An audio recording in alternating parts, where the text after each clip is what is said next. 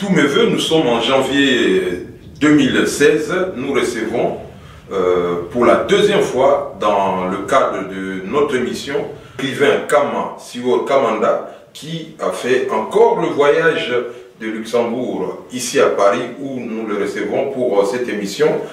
La première question s'adresse dans ce créneau précis, s'il peut nous faire le bilan de tous ces voyages pour la promotion de ces 3 livres, parce qu'ils viennent sortir récemment les 3 livres. D'abord, je dis merci beaucoup à mon ami Lilo et à toute l'équipe. Je vous remercie de m'inviter aujourd'hui. C'est pour moi un honneur et puis à la fois, c'est aussi un hommage à la littérature africaine dans son ensemble et je vous en suis très profondément reconnaissant. Si je devais parler de ces livres publiés, je pense que le plus important pour moi, c'est d'apporter ma contribution à la bonne connaissance de l'Afrique, de son histoire, de son passé, son présent, ses valeurs et ses réalités, pour que nous puissions offrir à nos enfants et petits-enfants un avenir peut-être plus radieux que le nôtre. Parce que nous avons connu beaucoup de guerres, beaucoup de souffrances, beaucoup de misères. Nous avons connu la colonisation, nous avons connu la décolonisation qui s'est mal passée, et nous en sommes encore aujourd'hui à chercher la voie pour sortir de l'impasse. Et l'écriture est pour moi une façon, comme une autre d'ailleurs, de donner à notre jeunesse un espoir, un chemin, une vision, et dire à nos enfants et petits-enfants que vous pouvez changer le monde. Mais que le premier message que je leur adresse, c'est de dire, désormais, chaque enfant noir, chaque homme noir, chaque femme noire doit avoir un seul combat dans sa tête, c'est de s'offrir l'indépendance financière. Parce que si nous sommes financièrement indépendants, nous avons des banques à nous pour donner le crédit à tout noir qui veut créer une entreprise. Pour sauver l'argent de tout noir, nous pouvons avoir la maîtrise du commerce. Il n'est pas normal que dans nos propres pays en Afrique, nous n'ayons pas le contrôle de notre commerce. Ni le commerce des matières premières, ni le commerce des produits de base, ni même pas une présence sur le marché international. Donc voilà, c'est pour ça que j'écris, pour essayer d'apporter à la connaissance de notre peuple une part de cette Afrique-là. Bon, j'ai noté que vous avez fait beaucoup de médias, télé, radio, presse écrite qu'on appelle traditionnelle, et puis la presse en ligne. Vous vous êtes adressé, entre autres, à la jeunesse africaine. Comment êtes-vous arrivé à écrire, à devenir écrivain? Je suis devenu écrivain comme tout enfant africain qui rêve de partager. Nous, Africains, nous rêvons beaucoup. Nous sommes un peuple de la mémoire, un peuple de tradition. Et souvent, nous ne savons pas communiquer nos émotions. Souvent, nous ne savons pas par quel biais nous pouvons partager nos expériences. Et de quelle manière nous pouvons ensemble partager les mêmes valeurs, les mêmes réalités, et faire de nos valeurs et réalités les instruments de nos réussites mutuelles et collectives. Alors j'en suis arrivé à l'écriture parce que à l'époque où nous avions encore des écrivains qui intervenaient dans des écoles en Afrique et des gens de métier qui venaient parler aux élèves de quoi était fait le monde, j'ai eu la chance qu'un prêtre vienne dans ma classe pour partager avec nous sa passion du conte africain. Et de là, j'ai eu l'envie de pouvoir un jour partager ce plaisir du conte africain avec les gens de ma génération et ceux d'après. Et voilà comment j'en suis arrivé à l'écriture. J'en suis arrivé à l'écriture comme tout enfant africain qui avait des choses à partager avec les autres et qui avait pu comprendre assez tôt la richesse de la culture africaine. Nous avons les contes nés en Afrique et pourtant le conte a déserté l'Afrique. Et pourtant le conte, c'est ce qui est vraiment, c'est les contes qui portent le message des anciens, qui porte la sagesse des anciens, qui porte la richesse de nos cultures et civilisations. Alors dès là, j'ai eu l'idée d'écrire le premier livre qui s'appelait Les Contes des vieilles africaines, que j'ai écrit quand j'étais encore à Kinshasa, et que j'étais un petit jeune homme qui n'avait que 13 ans. Donc à 14 ans, je l'ai imprimé avec les moyens que vous connaissez. Chez nous, nos éditions à nous, on n'a pas l'argent pour faire de l'édition convenable en Afrique. C'est aussi un des combats que nous devons mener. Donc après ces livres-là, et que j'ai partagé avec beaucoup de mes amis, j'ai eu envie de continuer à explorer le conte africain. Et à l'époque, je me souviens bien, quand j'ai eu 17 ans, quand j'ai commencé à écrire des articles dans la presse, je suis allé voir le ministre Bokonga, qui était ministre de la Culture chez nous, pour lui demander de m'aider financièrement, parce que je voulais faire tout le Congo, faire tout l'Équateur, les Kivu, les deux Kasaï, les Katanga, faire tout le Congo pour rassembler tous les matériaux littéraires de la République démocratique du Congo, parce que je pensais à l'époque que c'était une façon d'apporter ma contribution à la connaissance du Congo, de l'Afrique, de nos traditions, de nos communautés, et que parce que mon objectif à l'époque, je voulais qu'à travers cette démarche-là, j'avais 3 objectifs. Le premier, c'était d'abord de rassembler, de collecter les contes et les proverbes de chez nous, en passant par toutes les langues, toutes les cultures, toutes les communautés, mais aussi parce que mon projet à l'époque était de créer la langue congolaise. C'était ça mon vrai projet en fait. Je voulais offrir au Congo une seule langue interculturelle, c'est-à-dire qui allait être une langue mère qui rassemblait les 4 langues communautaires, les Chiluba, les Lingala, les Kikongo, et en plus du Swahili qui est quand même, bien que sachant que le Swahili est plus fait d'éléments de langues étrangères, mais comme elle est devenue une langue congolaise, communautaire. Donc mon objectif à l'époque était d'offrir aux Congolais une langue congolaise. Parce que sans une langue commune, on ne peut pas créer la cohésion sociale durable.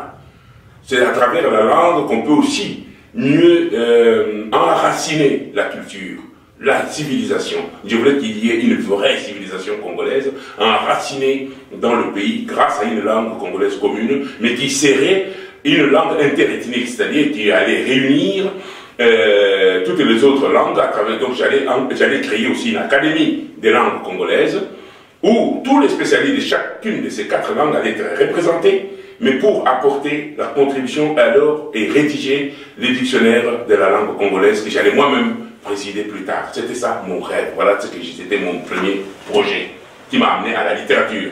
Je voulais offrir au Congo une langue congolaise interethnique. Alors, donc j'allais créer une académie congolaise, une académie de la langue congolaise. J'allais favoriser un dictionnaire de la langue congolaise, mais aussi donner à la fois des véritables matériaux littéraires.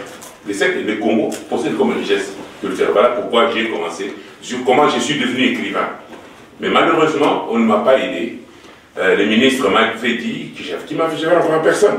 Il m'a dit, mais monsieur Kamanda, votre projet il est beau, mais vous êtes encore trop jeune, vous allez perdre votre temps à aller dans des villages perdus, du Kivu, du Kasaï, du Kwilu, pour aller rassembler les gens ou dans le Bas-Congo, tout ça, aller chercher, tout ça, mais vous allez perdre votre temps, vivez d'abord votre vie.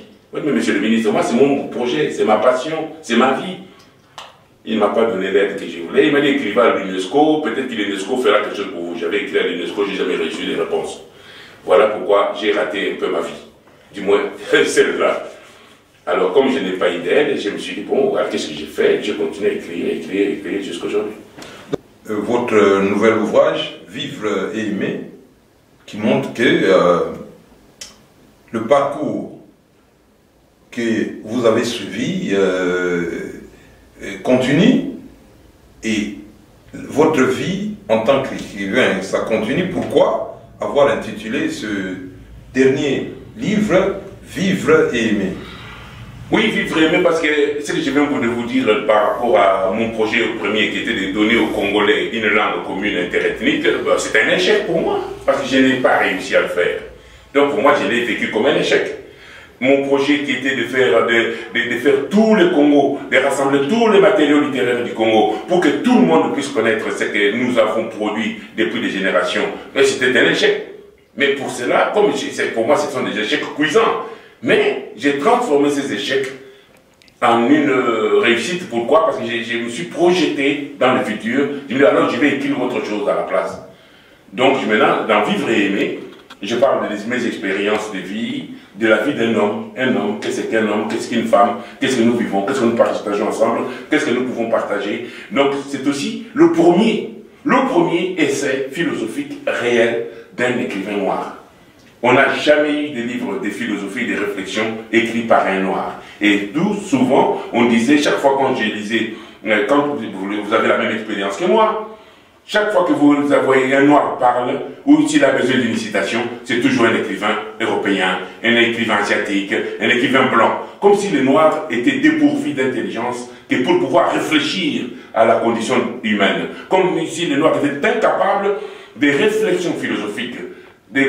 Voilà, donc j'ai voulu dire que non, nous sommes aussi capables de réflexions intellectuelles, nous sommes capables de réflexions philosophiques, mais malheureusement, nous avons tellement de difficultés à vivre déjà, parce que nous n'avons pas d'argent, nous ne contrôlons pas notre argent, c'est toujours les autres qui contrôlent notre argent, et quand nous, comme nous ne contrôlons pas notre argent, nous n'avons pas la liberté de décider de ce que nous voulons. Donc c'est pour ça que le noir n'a pas le temps d'écrire des livres, encore moins des livres de philosophie. Parce qu'il doit manger, il doit vivre, il doit faire vivre sa famille. Nous tous, c'est-à-dire que nous passons notre vie à nous battre pour survivre. Moi, je ne connais pas d'Africain qui vit. Je ne connais que des Africains qui survivent et qui luttent pour survivre. Et mon combat, moi, aujourd'hui, c'est de dire, stop. Il est temps de mettre un terme à ça. Et pour mettre un terme à ça, c'est pour ça que j'ai dit, il est temps de libérer les finances de l'homme noir, que l'homme noir puisse contrôler son argent, que nous puissions avoir les moyens de contrôler notre argent pour pouvoir promouvoir nos projets, pour pouvoir être libre, pour pouvoir publier nos idées comme nous le pensons. Voilà, donc à travers Vivre et Aimer, j'ai voulu quand même donner aussi ces témoignages. J'ai dit voilà, non, les Noirs, nous ne sommes pas plus bêtes que les autres, mais nous manquons de l'argent, nous manquons de moyens. Mais est-ce que ça doit nous empêcher d'être des gens qui pensent, qui réfléchissent, qui savent de quoi est faite la vie? J'ai dit non. C'est le témoignage, ce sont des réflexions qui peuvent être, qui touchent l'homme, qu'il soit blanc, noir, jaune, asiatique, européen, c'est universel. C'est pour montrer que le noir a aussi une vision universelle du monde. Que le noir n'est pas limité au monde noir. Que je ne suis pas limité au monde congolais. Que je ne suis pas limité au monde africain. Que l'homme noir peut, et qui a créé la première civilisation humaine digne de ses noms, qui est la civilisation égypto-nubienne, qui est aujourd'hui devenue la civilisation orientale et occidentale. Toutes les civilisations d'aujourd'hui se sont nourries de ce que nous avons créé en Afrique. Et pourquoi le même Africain qui a créé la première, plus grande civilisation, il est devenu inexistant au 20e, 19e, 21e siècle? Alors moi, j'ai voulu, à travers ces petits livres de réflexion, essayer d'apporter ma contribution, et j'aimerais que beaucoup d'autres Africains suivent mon exemple, beaucoup d'autres Noirs suivent mon exemple. Écrivez-nous ce que vous pensez, écrivez-nous ce que vous vivez, partagez avec nous vos émotions, vos amours, vos passions, ce que vous aimez, ce que vous n'aimez pas. Mais c'est ça qui va nous aider à avoir une vision commune. Voilà. Bon, Vivre et Aimer, c'est toute une philosophie, c'est tout un engagement, c'est la réalité de la vie. C'est un livre qui mérite d'être lu. Sur ce, je dis merci beaucoup à l'écrivain Kamasio Kamanda. Moi qui vous remercie beaucoup, surtout que vous m'avez donné la parole. Parce que je suis quelqu'un qui vit toujours dans un monde de solitude, et puis bon, vous m'avez donné la chance de m'exprimer, je vous en suis profondément reconnaissant. Et je vous remercie pour la contribution que vous apportez à une meilleure communication entre Africains et entre gens de culture. Merci infiniment.